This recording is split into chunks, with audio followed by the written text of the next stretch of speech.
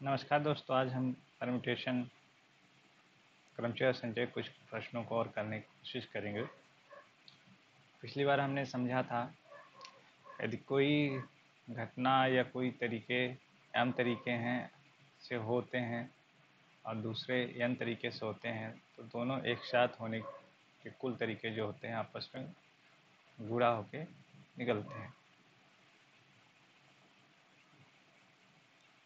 कुल अभिविन्यास कुल अरेंजमेंट होंगे। तो इसी के आधार पर हम प्रश्नों को हल करने की कोशिश करेंगे। आज प्रश्न नंबर 9 देखते हैं। कितने भिन्न भिन्न प्रकार से कोई व्यक्ति अपने दो अतिथियों को 6 कमरों में ठहरा सकता है, जबकि एक कमरे में केवल एक ही अतिथि को ठहराना है। कमरे हैं 6, अतिथि हैं 2।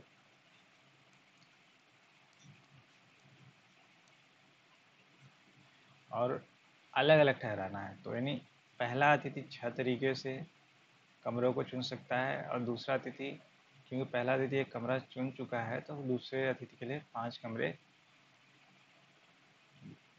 शेष रहेंगे, तो कुल तरीके हो जाएंगे 30। प्रश्न नंबर 10 देखते हैं।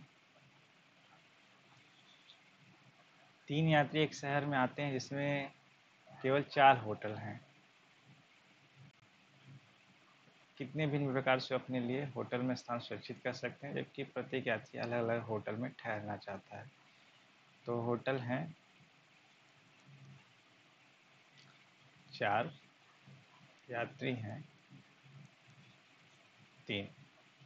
तो पहला यात्री 4 होटलों में से 4 किसी एक होटल का चयन कर सकता है।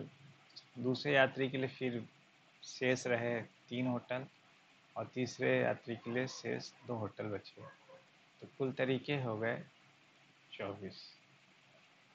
प्रश्न नंबर 11 को देखते हैं। कुर्सियां हैं 3,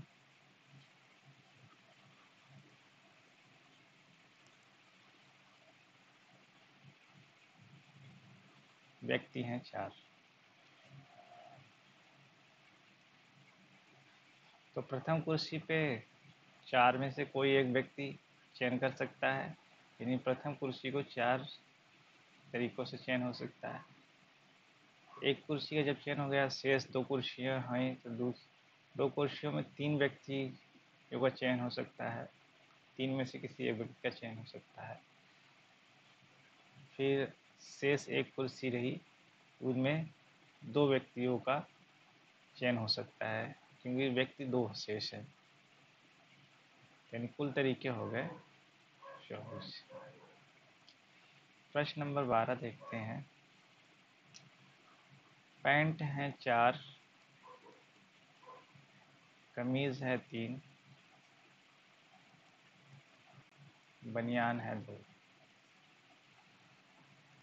तो पैंट का चयन हम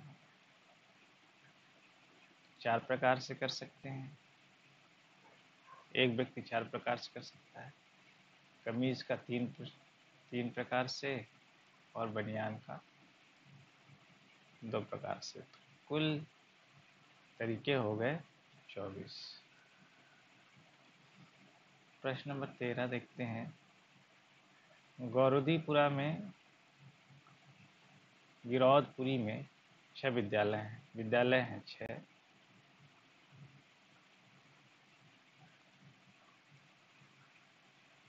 और लड़के हैं 3। प्रथम लड़का 6 विद्यालयों को 6 तरीके से चुन सकता है। दूसरा, क्योंकि अब शेष 5 विद्यालय रह गए, तो 5 तरीकों से। तीसरा शेष 4 तरीकों से, कुल तरीके हो गए 6 पंचे 30, 30 चौके 120। प्रश्न नंबर 14 देखते हैं।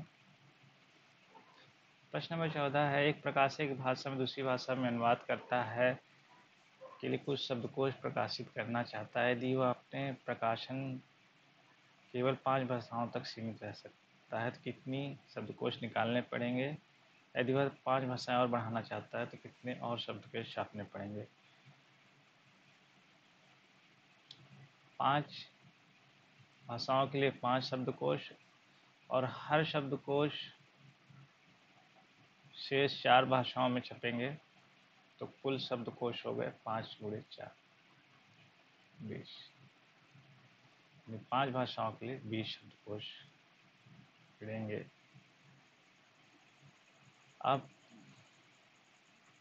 आगे प्रश्न कहता है 5 भाषाएं और बढ़ानी, कुल भाषा हो गए अब 10। 10 भाषाओं के लिए 10 शब्दकोश और शेष हर शब्दकोश के लिए 9 और भाषाओं शेष भाषाएं 9 हैं, उनके लिए शब्दकोश छापने होंगे। तो कुल हो गए 90 शब्दकोश। 10 भाषाओं के लिए 90 और 5 भाषाओं के लिए 20, क्योंकि 20 शब्दकोश हमने पहले ही छाप लिए हैं, तो ये 20 शब्दकोश घटा देंगे, आएंगे 70। तो शेष 5 और बढ़ाने पर हमें 70 शब्दकोश और छापने होंगे। प्रश्न नंबर 15 देखते हैं। 10 पुरुष 8 महिलाएं।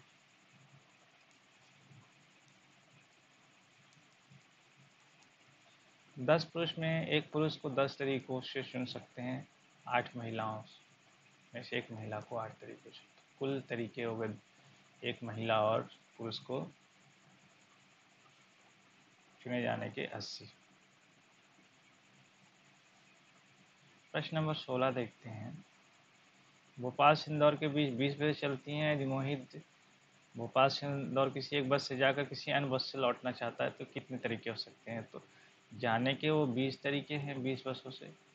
अन्य बस यानी वही 20 बसें वापस होंगी, तो एक बस को छोड़ देगा, यानी 19 बसें से वो लौट सकता है।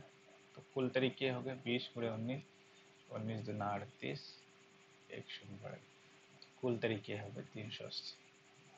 इस प्रकार हम समझ सकते हैं कि कोई घटना एक m तरीके से हो है और दूसरे n तरीकों से, तो साथ में घटने के कुल तरीके होंगे m × n। आशा करते हैं कि आपने इन प्रश्नों को समझा होगा। ये प्रश्न कक्षा 11 के पाठ्यक्रम के हैं, मध्य प्रदेश बोर्ड के। धन्यवाद दोस्तों।